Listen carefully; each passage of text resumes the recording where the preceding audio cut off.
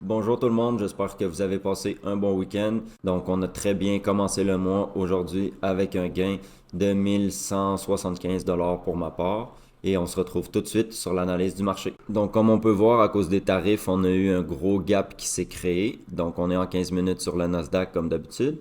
On vient tracer notre résistance sur le gap. On voit qu'on a une autre résistance un peu plus bas qui va pouvoir être potentiellement une target potentielle si jamais nous prenons un achat. Et puis, on voit qu'on a une belle résistance ici, qui va être mon point pour prendre un trade. Je vais vous la montrer mieux en 5 minutes. Et puis, on va se passer tout de suite en 5 minutes. Donc, en 5 minutes, on peut voir que le marché est en range, donc qui n'a pas encore pris de décision s'il veut aller à la hausse ou à la baisse.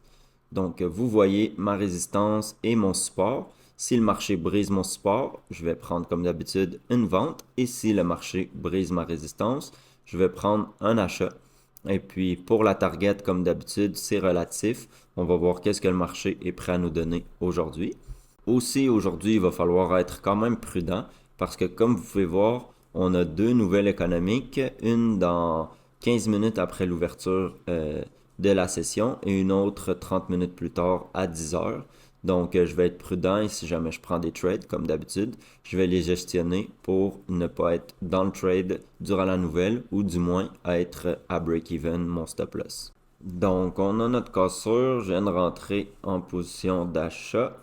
On peut voir que la cassure n'a pas été, j'ai pas attendu la clôture de la bougie. Je le prends parce que c'est la deuxième fois qu'on vient dépasser ce niveau-là. Et donc, c'est un peu plus risqué que d'habitude, mais je me permets de le faire pour la simple et unique raison qu'on est venu casser à deux reprises, même si on n'a pas fermé au-dessus, et qu'on a une nouvelle économique dans moins de 5 minutes, dans moins de 10 minutes, excusez-moi.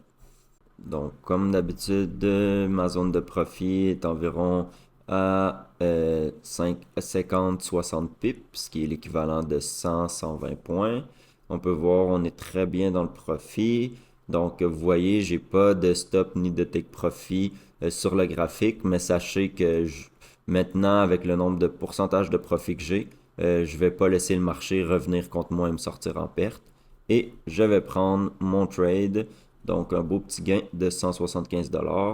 Et puis, nous avons une nouvelle dans 5 minutes, donc je suis très content d'être sorti du trade avant la nouvelle économique. Je vous mets en ce moment à l'écran le graphique après les nouvelles économiques, juste pour vous montrer pourquoi j'essaie d'éviter les nouvelles économiques. On peut voir là, le marché s'est mis à descendre et à monter, et donc on a vraiment bien fait de sortir avant la nouvelle économique.